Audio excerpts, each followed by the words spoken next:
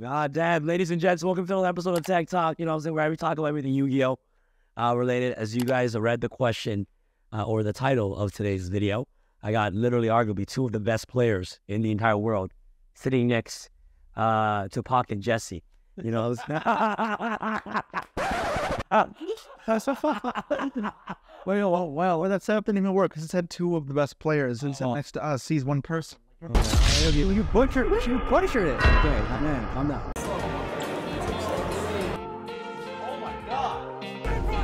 What's up? Vanity section guy.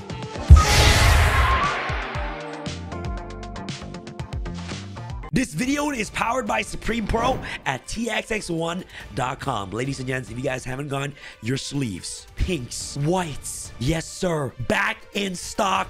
Make sure you guys get them today in the link down below at TX1.com. If you guys look at the website right now, some bundles have already been sold out because you guys weren't fast enough, but we still got some sleeves available for you guys to check out. These are the best sleeves in the entire market. All the pro players using them. Pac, Jesse, you name it. Get these sleeves today in the link down below at TX1.com. The best sleeves in the entire world. And you guys save 10% off the entire website by using the code PAC10 or Potato10 for 10% off your entire order. And guys, get the playmats as well. Look at these like beautiful zone playmats that I have.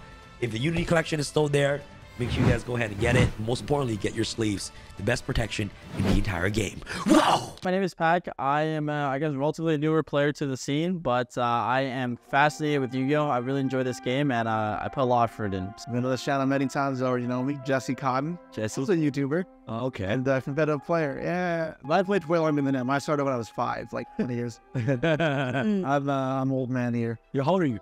24. Today we're here to talk about one thing and one thing only, is why you suck at Yu-Gi-Oh! Sorry, why you suck. So before we begin, I have a couple questions I want to ask you guys, because sure, obviously you guys are a really huge community. Not only are you guys, one of the best deck builders I know, or theory crafters, you guys are competitive players. Jesse, can you define like a bad Yu-Gi-Oh! Player? Like what makes them bad? Don't say me, but obviously what makes them bad, all right? What makes a bad Yu-Gi-Oh! player? Yeah, run me like a book. Yeah, I already use you. You're predictable. Well, you don't want to be predictable. I mean, the mindset is super important, right? It's Like that. not trying to improve, not trying to be rational, logical, and objective at all times. It's a big thing. Yeah. And to hold someone back, they have like a mental block from learning. They like can't accept they've done something wrong, a mistake. Like it's almost they're too prideful. Yeah. If you tell them they've made an error. Yeah. But you have to be open to that and have to realize that, because that's how you progress. You realize, okay, I actually made a mistake here. I could have won this game. Yeah. Or I could have played better even if you did win. And then apply that forward. A lot of people just can't do that, which is crazy. True. Okay, Pac, what would you define like a bad Yu-Gi-Oh! Player in your eyes, in your own personal experience? I would echo everything Jesse said, and yeah, it's all about like people wanting to improve or not, right? You have to like want it at the end of the day. Like some people, they say they want to get better, but then I think like they don't have the right mindset to improve. Because I think it is a mindset diff at the end of the day. Okay, cool. Would you say that, okay, for example, so for those of you who are watching, for those viewers at home that are watching, that are casual players, are casual players bad players? Are they bad players? Like, or are they mindset bad? You know what I'm saying? I mean, it depends what you want out of the game, right? Right. Like, if you're expecting to keep up at the top level, keep up with the absolute best players, you focus on every small little nitpick, like, and flaw to get better, and to optimize via logic and math every single aspect of their deck and play, then you're not going to keep up. But a casual player, like, it's fine to lose. Yeah. You shouldn't be fixated on victory at all points, especially if that's the approach you're taking, and that's okay. Does it make you a bad player? I don't know if that's how I word it, because bad player kind of oversimplifies things. Yeah. But that's kind of how I feel, right? Like, you are not going to beat a pro duelist who's only invested much time and thought into Yu-Gi-Oh! For sure, but it doesn't make it necessarily bad. Okay, yeah, true. Pac, how about you? No, What do you think? I'll say the same. It's just like, like what do you want out of Yu-Gi-Oh? Some people just enjoy playing not necessarily the best deck all the time. They want to play their pet deck, or they just want to play, their this certain archetype, right? Yeah, but I think like it is for sure that I wouldn't call them bad, because I've seen like casual players who like master and study their deck. Yeah. Like their one trick deck to like the maximum level. Like I met like hero players, they're like Insane. They're so nasty. I'm like, bro, like why do you know this about heroes? But I feel like if they invest that same amount of time in learning the meta and like learning, you know, how to like stay on top of everything, I feel like they could also be strong players. But I think they limit themselves by like doing that, right? True. I wouldn't call them bad, but I would say like they're kind of limiting themselves, you know? And there's many times you see someone who's less experienced have a flash of brilliance almost. Yeah. That really impress you. Yeah. And maybe that's not something they're super used to because, you know, a pro player is looking for trends and stuff. They would like replicate the same plays over and over. Yeah. You would definitely still see these crazy good plays come from these players that are more casual. Yeah. Yeah. It just may not be a thing that happens as often due to circumstances of, you know, them playing. True. But what do you have for players that have the mindset like, yo, I'm so fixated on Dark Magician or Blue Eyes, I'm gonna keep trying to like, what do you think? Like if men are saying tier 0 Blue Eyes, try to bring that to locals or what? I mean, the brutally honest thing is when you're playing a worse deck, and that is the case oftentimes if you're inflexible with your deck choice, is you are going to be at a disadvantage, and it's not impossible, but you need to outplay your opponent more, or you get luckier. True. And it's not impossible because we have seen it in the past, but it's also statistically just harder. And then paired with the amount of representation these decks have in the room, and just versus like what's with the general tiered meta decks, and that's a large reason why they don't do well. If a lot more players played those decks, they would sneak in a lot more often. These decks aren't completely unplayable. Yeah. I think that another big thing is you have to take in a large part of Yu-Gi-Oh's skill. A huge part is deck building. And yes, there's still skill in the deck building of a deck, but deck choice is an element of deck building and a large element of the game you are then cutting out when you're selecting one deck. And that's fine, but that's gonna put you at a disadvantage because you just immediately like handicapping yourself with entire elements of the game and ignoring the skill expression in that aspect. True. Yeah, I think deck choice plays a big role at YCSs. Like I feel like, you know, that's what we spend the majority of our time trying to figure out when we're prepping for like YCSs. It's like, you know, what is the best deck? Like that's like lingering on our minds like the entire time. And I think that if you play like a worse deck, like you're not maximizing your percentages to like do well, right? Like I'm not saying that you will always top, you will always like win the YCS if you play the best deck, but you want to just give yourself the highest chances. And like I was talking about how like, you know, a 3, 4, 5% difference in like, you know, win rate is like massive over the course of a tournament, right?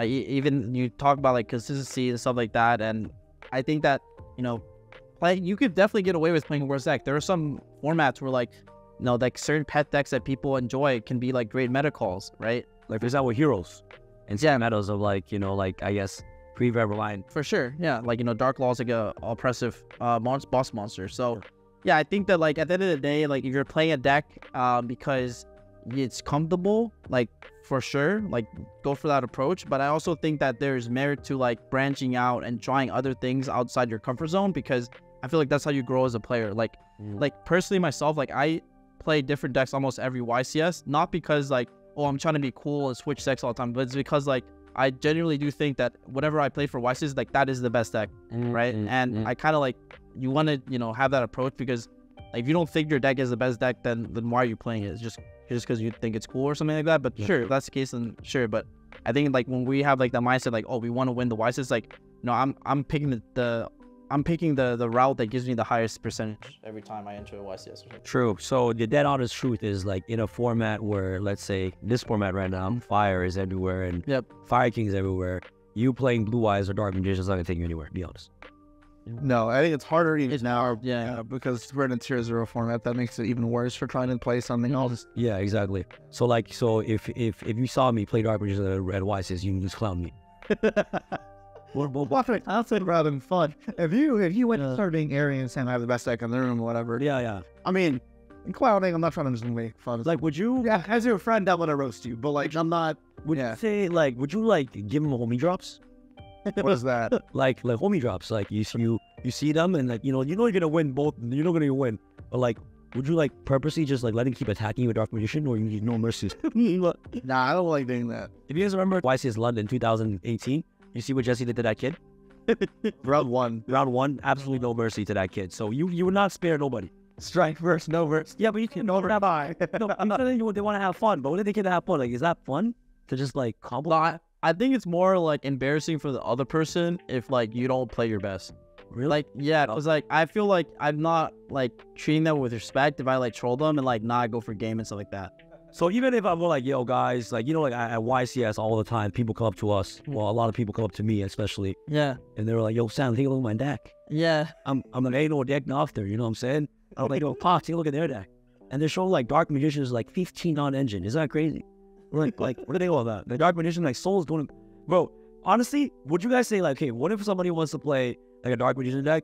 Like, would you advise them just to play like a Dragoon deck? Like, and play granted with the Dark Magicians, right? I guess. Cause that was, you know? probably make optimizations. I don't like saying in Wrestling that because I like to fully understand and draw a deck before I can say. Yeah. Yeah. And Dark Munitions, I've read the cards before. Like, I know I have a rough idea what everything does. Yeah. But I haven't looked at a fully built deck or played the strategy in probably half a decade at this point. Half a decade? You know, there's new support, right? Magician Souls came out and stuff like that. Souls came out a long time ago now, For right? about a decade. I said a half a decade. Oh, half a decade. Yeah. Oh, Right? When did Souls come out? It came out In 2020, 2020. that's 4 years ago. It was almost half a decade. legendary. Exactly. It's been a while. Like, there are plenty of new cards that came out in a Vortex Magician, but I haven't given it like the proper time today. So I don't want to tell you just like Tom had, oh, this is the best deck when like I can't give you an educated answer. Yeah. And the whole thing with us is we want very optimized exact things, Yeah. and we can't do that. I'm not going to be comfortable just giving you some random spouted nonsense. Yeah. When someone like comes to me and advises like, yo, take a look at my deck, it's like I'm always like, bro, I can't really give you good advice. Like, can't really help you. Like, Yeah, because I'm focused. There's yeah, that, but it's also like I haven't put a right amount of time. So whatever I tell them is gonna be like low key BS. Yeah. And also, Yeah. and I feel like it's our reputation where like, you know, we give like good advice and we try to like make sure Yeah. people really get good takeaways. And you know, when you just like spout something, they'll take it as like, you know, Of like course. you know, they'll take it As a real advice. as a real advice. And it's like, bro, like it's better for me to just not say anything and tell them like, you know, The decks we craft are the product of some 15-20 minute theory testing session. It's yeah, long hours spent testing, theorying, changing, tweaking, understanding different elements of the deck, and a deeper understanding, and so on and so forth. And so we have a very strong, deep-rooted fundamental understanding and interaction understanding of the metagame and the deck. And then we are comfortable with the deck we play, and that's how we get to our deck choice for events. And now, some events we may wing if you don't have the time or whatever, and we're not fully invested, but when we are invested and we are actually trying, that's what happens. That's what our decks look the way they do. And given that, how am I supposed to give someone help for their deck in 5 minutes when it takes us like hours and weeks or whatever to get to conclusions for our own deck? Like Pop was talking about watching your video. Well, like you said that one of the ways for you to get better Yu-Gi-Oh is like play with purpose. Like, what does that mean? essentially, well, like when you're playing Yu-Gi-Oh, like you shouldn't just like throw your cards on the table. Like actively think about, okay, why am I playing cards in like a certain order? Like, you know, what is my rationale for, you know, doing an action first? You know, like Dota is a good example of that. Actually, you get to actually practice a lot of those skills. You wouldn't think that, oh, these skill sets comes up in like more casual duels like Dota, but it really does. Oh, I heard something very different. That's why I was confused. I said Dota. No, not damn, no. Like, very good. Yeah. Dota? Yeah, like, ignore me. No, but I think the whole point I'm trying to make is regardless of what level of Yu-Gi-Oh you play, just understanding why you play your cards is like very important. I think that's what I mean by when I play with purpose, because I think a lot of people, what they do is they kind of mindlessly just slam cards on the table without really understanding why they're doing it. And I think like a lot of other players, like stronger players, will capitalize on those like small mistakes, right?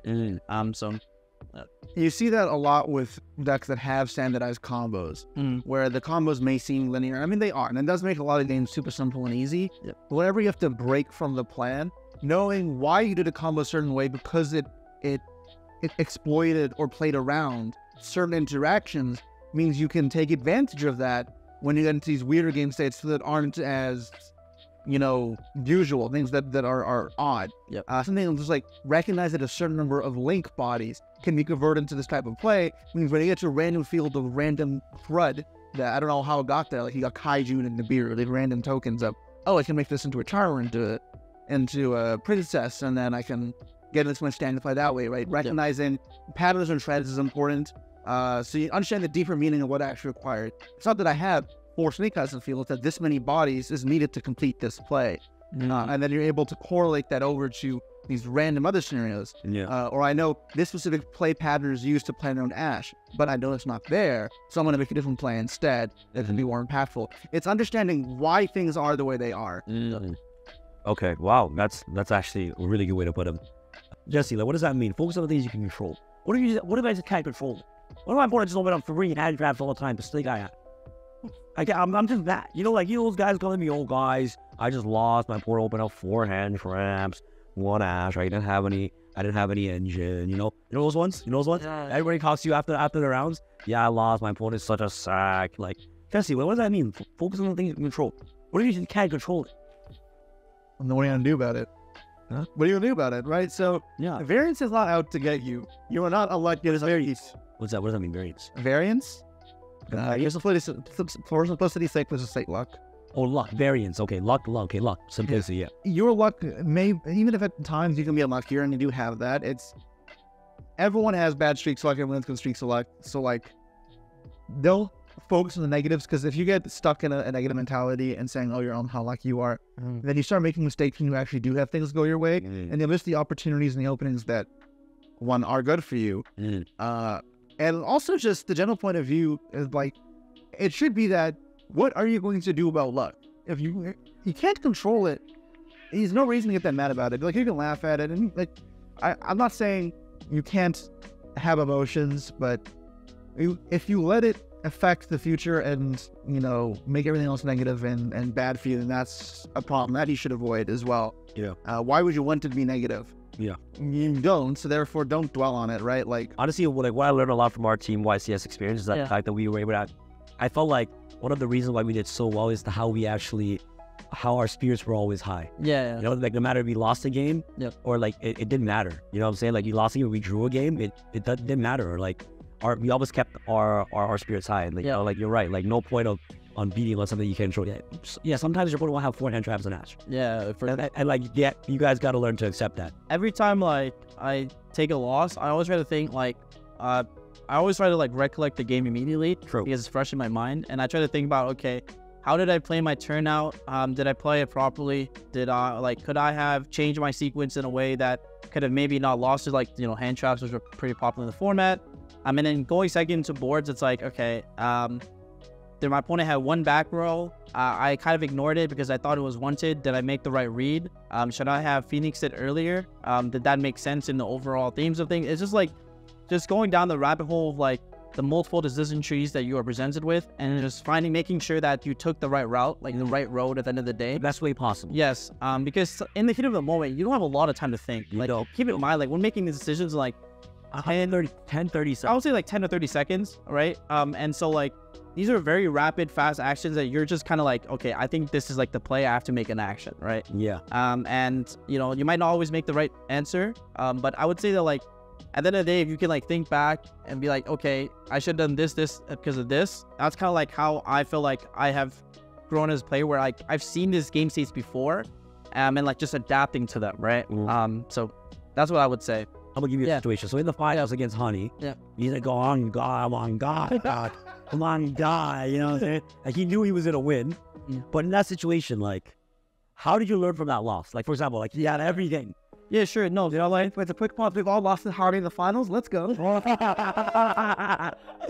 So basically, like, okay, so a lot of people would view that game as, oh, Honey had everything. Like, there's no way Pat could have won, right? Yeah. But then I thought about it, I'm like, sure, that's what people think when they watch the game, but that was not what happened for me when I, like, walked off the stage. Like, for me, the first thing I thought about when I walked off the stage was like, okay, you know, I think not only about that game 3, but you have to look all the way back to, like, that game 1, because you misplaying game 1 and losing a game in game 1 could have impacted your entire match. So I'm, like, going back all the way to game 1 thinking about, okay, could I have hand trap Honey more efficiently to, like, maybe prevent game 3, to win that game 1, and then I would, if I lose game 2, then I have initiative game 3 to decide who goes first. Obviously, I would probably take first, but that could play a major role. So I look back immediately at game 1, like, maybe I could have hand trapped them differently. And I recollect his entire hand because of, you know, the way he sequenced it. And I thought about, like, I don't actually think I could have hand trapped him better, because regardless, like, you'll always have an extra extender into, like, a heat line with my Ashe. What was his hand? His hand was Bonfire, Populous, Snake Eye Oak, and then Fire King Island. Okay. That's game 1, right? Yeah, and so like I think the issue is that like because he hard drew the one island and the oak, and Hida goes into Promethean to bring back the oak, which will always bring back the body. Because my point, his first action was Bonfire. I personally always ash Bonfire because it just doesn't make sense to stop the ash, because then he puts a body on the board. So it's only, even if I do stop the ash, he's 1/2 of the body to Hida. So it's like really suspect. And so I was like, I'm just gonna ash Bonfire. He almost went Populous. I Veilered it. There's an argument where like you could have like Veilered the Ponix instead, but it actually is funny because that would have been worse for me because you hard drew the island, and so like you island pop the Ponix afterwards. But I couldn't do that play too, because if I Veiler his Ponix, then he has a Hida into a Promethean into a Amblewell pass with Promethean, which is in his deck actually very strong. Yeah, because IP is engraved. Yeah, no, he wouldn't have IP. No, because Princess would block that from happening, but the Garunix is engraved. Oh, Like Garunix would be, yeah. damn. So I was like, this is like so problematic in so many ways. So I thought about it, like, actually, because you hard drew Island and Oak specifically, the two combinations of my hand chips could not be played in any other order, even if I knew his entire hand, pretty much. Also, in that situation, his hand plays on both your hand traps. Yeah, I think like there is a way to do it, but I don't think I would ever do it in a real game, which is why I don't even consider it. Like, I think that's also a factor. Like, if I Veil of the Ash Time. Veiler the normal summon in Ash Island. But it requires him to hard draw Island, which is But you have to like, yeah, like you have to like basically assume your opponent will hard drew the island, which is terrible. yeah, which is a like I don't One of in the deck, right? exactly. not mathematically likely, right? It's on, yeah. Unity Double Deck Box. Holographic design inside and out. And made with premium leather. Get your limited deck box now at tsx1.com. That, you guys always talk about in your videos. Like, what does it mean? Be open-minded. What? Like, Pac, like, you talking about this. I appreciate you'll be open-minded. Like, last time I'm like, yo, Pac, we should try voice. And you actually never, like, shitted on me. You're like, yeah, we actually, when I was in Thailand, Yeah. I was like, bro, let's test voiceless. Yeah. He's like, I'm down. He's like, yeah, I'm down. Like, yo, that might be an option. And like, and he was like, yeah, let me play voiceless, literally. So yeah, please explain that. I just think that like a lot of these decks that people kind of overlook are sometimes like could be really good choices. I don't want to be like caught red-handed, pants down, that but basically because I just did test a certain deck. I just like to try every art clip because you never know. Some of these like strategies to get new support are actually like way stronger than people expect. Yeah. A good example of that was like with Unchained. Like when Jesse and I both played the Unchained deck at YCS Sao Paulo, which was the first YCS that Unchained was quote unquote full power with like Shavara. Yeah. And that deck was like leagues ahead of like every other deck at the time. Yeah. But we only knew about it because we gave it a shot. Like we didn't I think Vince was the person who kind of like first told me about the deck, and I was like, oh, sure, I'll try it. The meta was cash then, right? Yeah, the meta was cash. Yeah, Rysar. yeah. That one. Yep. Okay. Yeah. There was like Curly as well, and what else was there? It's like, I don't know. Dragonlink saw some play. There was the Chimera deck just came out as The well. Chimera deck, Brad Chimera. So NJ was definitely like like no one took a look at it. Yeah. It wasn't like the craziest thing Mhm. because some people started talking about it, and like there were murmurs of this being a playable deck, but like it was definitely not high key. Yeah, and it wasn't really full-fledged, like, because remember how we talked about, like, every deck we take to YCS, we spend a lot of time theory crafting, Yeah. and making sure it's, like, very well optimized. Yeah. Like, that's kind of like what we did with the Unchained deck. We took it from, like, I personally went on YouTube. I just looked up, like, what people were doing with Unchained. I went on Dueling Book. I saw, like the first three was top rated with, like, Unchained. So I'm like, okay, wait, hold up. There might be something here. You know? And so after we started, like, deep diving in deck, it's like, but it all started because we're open-minded. Like, you know what I'm saying? Like, I don't normally turn down deck ideas because, like, I feel like there are so many, like, decks out there that could be, like, really good choices. And so that's just kind of, like, how I approach you guys. Just try everything. Try everything. You got it. How about you, Jesse? For me, I think it goes back to, with your plays and like how your combos, I think you should understand why you do each thing and what it actually accomplishes. It goes kind of back to that. So someone tells me you should do this play, or you should play this deck, or you should build your deck this way. I may shut it down because conventionally the past standards or my old way of thinking would have said no because of this. But I have to be open-minded and think, okay, why? And let them explain and see if they have a good rationale, because sometimes there's a good rationale. An example of that that I think we started to shift is we're no longer in this age, but it definitely was as I was rising among like duelists in terms of credibility. Hoban was pushing for a while the consistency thing, right? Upstarts. You want your deck to be as consistent as possible for the sake of boosting up your numbers. And I take it a step further, and it's like, well, what if the way to make your deck most consistent is not to play 40 cards? And that sounds unintuitive, because to play 37 cards with 3 upstarts means you have the highest chance of drawing each individual card in your deck. But if you can classify your deck into starters, extenders, and then the brick cards you have to play as engine requirements, if you add more cards to your deck, and you keep those other 2, but you hold the number of engine pieces that you don't want to draw constant, you're actually lowering the density of those in your deck, and therefore, like if I have a 45 card deck, I have a better chance of drawing the table than in a 40 card deck or a 37 card deck. So that requires you to have the same power level of starters, extenders, and hand traps or disruptions, whatever, across all of them. And you want that ratio between those 2 to still be the same as if you're playing 37. That still has to be the optimal ratio. However, back when I was like trying to push this concept on people, they were skeptical because they weren't open-minded. They were stuck in this old mentality of as few cards as possible to make that consistent. But I was trying to push like, yes, but the whole reason we do that is because we're trying to make the deck more consistent. So I'm telling you, I have a way to make the deck more consistent, and that is playing 45 cards, for example, which is what it did at the Worlds with Goki in 2018. Video that's on your channel. Yeah. Then that's what needs to be done, and it involves being open-minded and say, okay, what if we give this a try? Because there is a sound reasoning behind it, and there are many times where it's not applicable, that theory. But being open-minded to try new things and see if rationales or whatever work, especially in practice, because sometimes theory versus practice doesn't mesh. But you need to be open to trying this stuff, because that's how we progress forward in terms of game theory, get better as a community as well. Next thing, Paul talked about, what is this? Intentional deck building? What is that? Yeah. Would this make me become a better player by intentionally deck build? No, so what I mean by this, when you intentionally deck build, is like, when you put cards in your deck, there needs to be a purpose for it. Like, don't put cards in your deck just because you like this card or you have some sort of emotional attachment to it.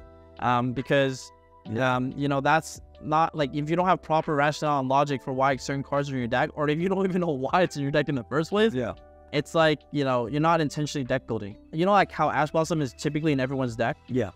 But like, it's actually I am the biggest hater of Ash Blossom. Yeah, I know. That card is good right now. There are many formats where it is good. I'm not saying it's a bad card. There are so many formats where it's just not that good. And it'll get why it's everyone's deck. Yeah, but like people like default. They start their deck off 3 Ash Blossom. Yeah. But it's like you have to break away from that mold and question yourself, like, why is this card in my deck? Right? And that's what I mean by intentional deck building. It's like really understanding, like, okay, I play these cards because, their engine requirements, like classifying them, right? Are they starters, extenders? Like, what are they? Like, what purpose do they serve? Figure out, so yeah, it's typically that comes with non-engine, right? A big problem with non-engine is figure out what you're trying to accomplish. What is your deck lacking? Are there boards that you're unable to break? Are there boards you need to be able to prevent? Are there specific interactions your deck has struggles with and you need to fixate on? Or in the format, are there specific type of interruptions that excel? Isolate and identify those main, factors, and then work around that. The staple cards aren't just staples because, Ash is good. If I need to stop a spell and special summons in the deck, and Ash is a card that does that, fantastic. However, in many formats, Ash does nothing relevant to stopping your deck's weaknesses, or like in Cash Format. I think, what the hell did Cash for? It doesn't. There was no point to it. Sometimes brick Cash was the only thing. Sometimes you brick them. Yeah. But like, there are so many cards you can randomly play that maybe I'll brick them from playing and they'll pass. That's not a reliable win condition. Figure out what you're trying to accomplish, and after you figure out what you're trying to accomplish, then you may realize, wait, why is Ash in my deck? A good like anecdotal example, which I like to refer to, is like make sure you guys understand that we put these like same things we talk about into practice. Like Sao Paulo Unchained, no hand traps with my main or side dash, not anywhere. People were like, you're crazy. But it's because what Jesse was saying was like we determined that in the format right now, we are not looking to prevent boards, but rather break the boards, because preventing Caster from making that board was very difficult. Like, they have a lot of ways to like just keep pushing through hand traps, and at worst, they just have big boys like vibing, And then if you like Ash them, and then Unicorn rips a card, and then rips another one, it can be exactly. And then fast forward to today, in our testing, we found out that like breaking the Snake Eye boards was virtually impossible. So now we shift, right? We're trying to prevent the board from happening, and we've went with that. 17 hand traps in the main deck. Decided to like 22, 21 hand traps. It's like, you have to full send your approaches. And 3 months in the future, it very well may not be the case. So if you're still playing 17 hand traps, Right. like why? Like you have to progress forward with the trend. reason and purpose. Yes. Yeah. And also with the trends. Yep. Yeah, honestly, well, I topped my first regional in like 2017 with ABCs. Nice. And I played 41 cards. So ever since then, I always pick 41. Just because it always helps me top. So every single deck I have 40, and I'll just throw in Call out of the Grave for jokes. Yeah. And for our team, we played 41 because it was purpose. Yeah, but he had a reason. You were just, this is. Understood. No, but 41 is my lucky number. Don't be fixated on, okay, well, I'm not a superstitious person. I think it's all ridiculous. I never not top. No, last time I played 40 cards, I didn't top. It's every other time. And I played 41, I came second. Guys, I'm gonna play 41 every single time. But last time you played 43 and you got out of the tournament. You played 45 on Chase. At Vancouver, no, I played 45. On Chase? So, like, I always tell people this, like, this is, like, anecdotal, like, this is literally anecdotal evidence, okay? Like, at YCS Vancouver, the one that Jesse won with Unchained, You won that one? yeah, Jesse won that YCS, yeah. And I didn't even... I wouldn't know because you left the venue after round 2, like 02. Guys, you know why I left? Because I played Flunder. Guys, bro, I played against Dragon Link. I go in D-Shifter, he goes past. My head was map, admin, Book of Moon. Maybe you should have played a bricky deck. Wow. But if I drew a bird, I wanted to do it. But anyways, continue. You know how we talk about, like, learning from your losses? Yeah. Like, Wait. I learned from my losses, that YCS. I burned my Flunder deck. I threw that shit in the trash. just put it in the garbage? Honestly, yo, I lost my girlfriend that day because I played Flunder. She left me. Sorry, wait a second. Sorry. No, but, like, Learning. I didn't top YCS Vancouver, and I was so sad, but then after, like, ignoring all of that, I thought about it. I'm like, wait a second. I didn't top this event because the 3 matches I lost at YCS Vancouver to make me go 7-3 was all because I bricked. Yeah. And I'm like, wait, why did I brick? Like, because the thing was, I feel like my level of technical play with that deck was very high. Like, I played really, really well with that deck. But, so I had to look to other things. Like, what else could I have changed about that YCS, right? And it's like, bro, I should have played the 40 card Unchained deck that Jesse told me about. But I was like, kind of like stubborn. I was like, nah, That's my theory. I'm gonna keep his Unchained Soul Disaster because he's my dog. Like, that is also one of. I just won with it, so it's like, but Attachment to it. attachment. This is like, Yeah, I think that's bad because we got third. We lost you in top 4 Brazil. yeah, So yeah, just won Brazil with Disaster deck. I also played Disaster in Yep. top 4. Yep. And I didn't even brick on Disaster. However, our teammate Christian Yep. had an absolutely terrible weekend. He just could not win matches. Me and Walter had to carry, but like I like using him playing bad. He was just drawing Disaster and Shyama like every single. every single hand. And I recognize, living through his experience, I don't want that to be my tournament. Yeah. So I'm trying to recollect, like, when did I need Disaster? Like, I think I summoned it twice. Only when I played the Mirrors, only when I played against Pac and Swiss and in top 4. And in both the times that I summoned it, if I just made better plays because I was more efficient with the deck, Yeah. I wouldn't have needed it. You want to need so. And it literally changed my entire tournament. I was out eating dinner. Oh, because I didn't lose a national tournament, so I had a draw. He had one draw, so it's 14-1 or something. Still undefeated. Still undefeated though. Yeah. All right, wow. So intentional deadwood. That was really deep, bro. Super duper deep. I like that. So don't be attached to your dogs. Yep. Don't be attached to that one call by. You know what I'm saying? Like for example, in Master Duel, you play. You know Master Duel. You know when we deck. You know when I deck. Do you know what the first cards go in my deck? What? 3 Ash, 3 Max, 3 2 call by immediately. And in my tier deck of Worlds, I got second with how many Ash and Cloudfire in my deck? 0. Yeah. Well, you had those stupid rules. Remember you picked me. My team shared cards for Maxi Ash Callby. I didn't play them still. Oh, true. They're insane. I think. Understanding the tier can play around Maxi pretty well. It is a lot of work to me to practice playing through Maxi when I go second, because that one's the harder one, but it's possible if you play perfectly. And I had a lot of faith in myself in tier, and I figured I could, and it worked out. Like, obviously, we did well in the tournament. I got Maxi a couple times, and I'd, like, OTK them through Maxi when we decked them out through Maxi. Because you have a Guido Kelbeck, like, you can do it. Yeah. And it's a lot of work, but, like, I made sure to practice I don't time out, because the Master is a whole other concern. But, and then after I did that, I'm like, okay, when I go first in this deck, and Maxi even on Kit Scream Celic, like, That's good. that's fine. Yeah, that's good. That's fine. Yeah. Oh yeah. So that's good. That's it. And you give them one draw. Like, they don't even plus. They just go neutral. Yeah. I mean, that's still like a good effect for them, but it's not even that crazy. So, Wow, you're right. like, I realized, why am I playing these cards? Like, Ash and Callback are terrible versus everything else in the meta. Like, Ash did nothing at that Worlds. Like, I think it sucks. Like, Ash was not good versus Tier. It wasn't good versus Sprite. It wasn't good versus... Dragons. No, it's like okay versus Runic. Yeah, it's okay. It's good versus Despia. It's weird. Ash just wasn't that good. Callby was awful. You go second half the time with call by, you draw call by from Maxi, and with Baron up, so they just negate the call by. It was the same with Ashe as well. Like, I felt like I was good going first against Ashe. So if that's the problem I'm trying to solve, is Ashe when I get Maxi and going first, that's not the problem I care about. The bigger problem is the Ashe when I'm going second. However, if they're backing that up with a negate, then if I have Ashe a call by, it's still getting negated. I'm still getting Maxi. Yeah. So I'm still going to have to try to push to the field, but now I have these cards in my deck that I think are suboptimal in every other scenario. Do you think like a good testing group is important? Yeah, you need a good group of people to like, you know, work with and theory with. And it's a give and take relationship. Like everyone is like inputting. I think that's like the most important part. There's no like free lunch. I think I'll start the conversation by saying this. Like, you know how like a lot of people are complaining about, oh, like coaching and master classes, they're like scams, whatever. But if you really think about it, like what we do in our testing group is basically a master class. But with each other. But like what we provide is not monetary value to each other, but we provide insight. So if you're someone who like are still like trying to get better and not able to provide that insight yet, then those type of like classes or whatever, it can be really helpful for like getting to the next step. Yeah. But I agree. My logic is like, for example, if you're going to a YCS, right? You're spending $1,000 on your deck average. Yeah. Flight, hotel, you know, food. It's about like what, $2K at least? What's the point if I don't know the best way to play my deck? I just go there to scrub out just for fun. I know that. Have fun as a... Have fun, scrub me out. Okay, so so Have fun. I'll take this for Bologna, for example. I dropped before I was even out of the tournament. I just wasn't feeling it. I didn't care. And like I wasn't doing good. I was 2-2, but I wasn't out. I definitely could have won out and then kept playing. But Emery, another player who won Worlds, lost him in the finals, but he asked me, hey, do you want to go explore Old Bologna, like the city?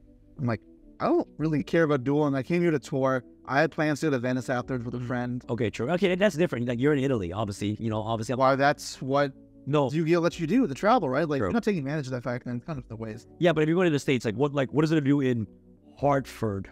Okay, No stuff on Hartford. What do you do? Be with your friends. When I was in Hartford, we went to like Be with your friends. place. Yeah, we were with friends, right? So we like. All right. I agree. Oh, but that's sourpuss. Like, No, I'm joking. Of course, I know, guys, have fun. Of course, I know, 100%. No, but you get what I mean. No, what I'm trying. My point is trying to say is, no, I'm not a sourpuss. Stop. I'm not a sourpuss. All right.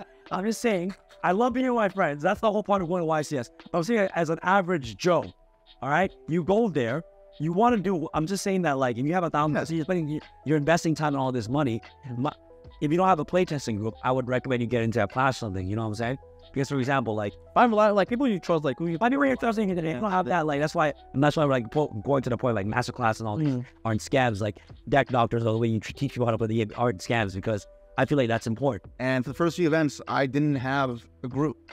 I had to keep traveling, and I would kind of just had a good attitude. And yeah, first few events was kind of rough. I was by myself for a lot of it, but I meet people. And I could say each event I met new friends or met new people that. Yeah, that's the beauty of Yu-Gi-Oh, honestly. Yeah. Like, that's a huge perk. Majority people are very friendly, and mixture of skill levels duelists, but it doesn't matter. People that I could talk to, and then just immersing myself more and more in each community. I feel like I know a lot of people in, like the Texas community or the Michigan community, because of some of that, just in kind of immersing myself there. It goes back to the Yu-Gi-Oh roots, I guess. It's all about friendship. Yeah. I mean, I'm joking, but also not really, right? That's true. No, 100%. Do you guys want to close before we end off this Tech Talk podcast? Anything? Any last remarks? What do you think? I think. Goddamn. Yeah. Have fun. And at the end of the day, enjoy Yu-Gi-Oh. I feel like the only reason why I'm able to like play test and test so much and you know immerse myself in Yu-Gi-Oh so much is because like I really just enjoy the game. Yeah. And it's like a big part of it. Like if I don't like Yu-Gi-Oh, I don't know if I would, you know, put in that much effort. 100% if you're playing for the prizes. No, that's 100%. Same thing with me. Like, if I always told you guys, if one day I wake up not playing Yu-Gi-Oh or hating the game, you would never see a single video on my channel. Yeah. Like, I truly enjoy making these Red Eyes videos. And these tears, like, I actually love them. Yeah. Like, I actually get happy playing Red Eyes. You know what I'm saying? Yeah. And that's my joy. That's why I love competitive Yu-Gi-Oh as well. You know, that's my root. You know, I love the casual stuff, but then I rash the competitive. That's why. But yeah, you're right. Just enjoy. And you know, I've seen you always go to locals playing like playing different. Yeah, like mix. yeah, that's my thing. Like every Wednesday, you know, at locals, I just play a different deck and just play something for fun. Like like I always tell people, like, bro, I'm not gonna play a pure Snake Eye deck at locals. Like I'm here to like chill, like hang out, try something like janky, like just have fun. And that's what Yu-Gi-Oh is also about. Yeah. So I'm not always playing like the best decks or everything at all the time. Like I'm not trying to like you know, do that. Like I also just enjoy playing BS, old format, stuff like that. It was just fun. Yeah. Amazing. Yeah, how about you, bro? Jesse, do you have fun? Do you test or no? Do I have fun? Do I test? You have fun? As I used to. But I have fun. Absolutely. Yeah. I stream a lot of random garbage decks. Yeah. I love Ojamas. I like that. Yeah. Why not have fun? Yeah. Crystal Beast is super cool. Ninjas is super cool. Love ninjas. That deck is so. You played it for Wisest Videos in 2022. All right, guys. So that's pretty much it, guys. You heard it from the best of the best. Jesse Khan, Pak TDG. I'll leave all their channels in the link down below. Guys, more podcasts come soon. And welcome to Tech Talks, guys. And remember, all these videos are powered by Supreme Pro. Make sure to visit tx1.com. Use either of these guys. You know, they're obviously, you know, sponsors of the brand. Pack 10, Potato 10. Pack 10, Potato 10. Potato temps. All right, guys. Thank you guys so much for watching. And this is us signing out. All right, guys. Catch you guys on the next Tech Talk. Peace.